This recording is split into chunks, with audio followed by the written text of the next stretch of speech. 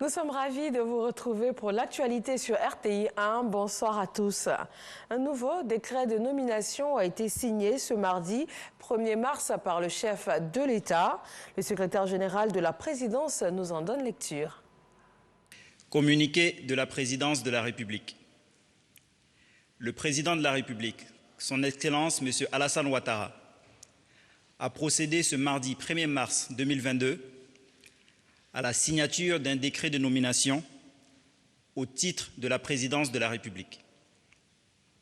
Ainsi, M. Gilbert Koné Kafana est nommé ministre d'État à la présidence de la République, chargé des relations avec les institutions de la République.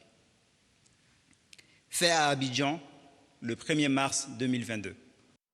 Le premier responsable de la BOAD, la Banque ouest-africaine de développement, a été reçu par le président Alassane Ouattara.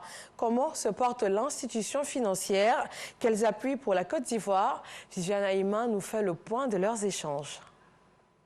Créée par les États membres de l'UEMOA le 14 novembre 1973, la BOAD, la Banque ouest-africaine de développement, semble aujourd'hui, 49 ans après sa création, en pleine expansion.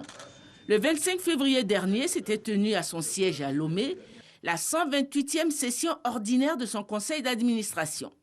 L'actuel responsable de la banque, le béninois Serge Écué, est venu faire le point sur l'état de santé de l'institution financière au président de la République, Alassane Ouattara, qui l'a reçu ce mardi au palais présidentiel. Les sujets que nous avons évoqués sont de trois ordres. Le premier ordre est celui de notre augmentation de capital, et je l'ai souvent dit, c'est la mère des batailles. Nous avons discuté de la structure du capital de la Banque ouest-africaine de développement, et vous savez, notre objectif, je le rappelle, c'est de doubler l'ensemble des fonds propres de notre institution afin de lui donner plus de volume, plus de capacité à investir dans 5 secteurs prioritaires sur lesquels nous avons échangé avec son Excellence le chef de l'État, le président Ouattara. Je rappelle les infrastructures, l'énergie, l'agriculture, le logement social, la santé et l'éducation. Voilà quelques-uns des sujets que nous avons abordés. Ça, c'était le premier point. Le deuxième point, nous avons passé en revue quelques-uns des projets que nous avons, complétés en cela par les interventions du ministre de l'économie et des finances qui connaît bien nos sujets. Et le troisième point, c'est un sujet d'ordre plus général. Nous avons évoqué la situation de la zone UEMOA et fait un tour d'horizon avec le chef de l'État sur la façon avec laquelle cette zone évoluait. Au fil des années, la BOAD est devenue un important instrument financier pour le développement dans l'espace UEMOA. 4 villages des régions de la Bagoué et du Poro ont été répertoriés parmi les 49 exposés à des difficultés d'alimentation de qualité. Grâce au projet d'appui à l'agriculture sensible à la nutrition et au développement des capacités des petits agriculteurs, des activités maraîchères ont été initiées via notamment des fermes villageoises en faveur des femmes. Des femmes regroupées en 52 coopératives qui ont pu améliorer à la fois la sécurité sanitaire des familles et augmenter leurs propres revenus. Des fermes villageoises que nous vous proposons de découvrir dans le dossier EcoPlus ce soir à 20h. Ce mardi marque la célébration du Mardi Gras, un moment d'allégresse pour les tout-petits. La ministre de la Femme, de la Famille et de l'Enfant a participé à cette célébration.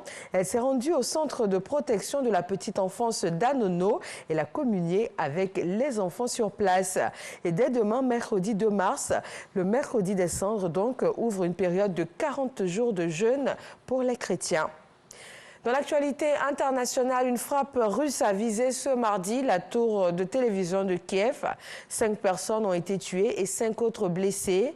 La diffusion des chaînes a été interrompue et elles ne vont pas fonctionner pendant un certain temps, même si les systèmes de secours vont tout de même permettre à certaines télévisions de rétablir leur diffusion très rapidement. Et puis, les élections présidentielles en France, le décompte a été publié ce mardi par le Conseil constitutionnel à quelques jours de la date limite de dépôt des candidatures. Les candidats d'extrême droite, Marine Le Pen et Éric Zemmour, ainsi que le souverainiste Nicolas Dupont, ont finalement pu obtenir les 500 signatures parrainage, ce qui leur permet donc d'être candidats à l'élection présidentielle. C'est tout pour ce bref point de l'actualité. Merci de nous avoir suivis et on se retrouve bien sûr avec grand plaisir à 20h.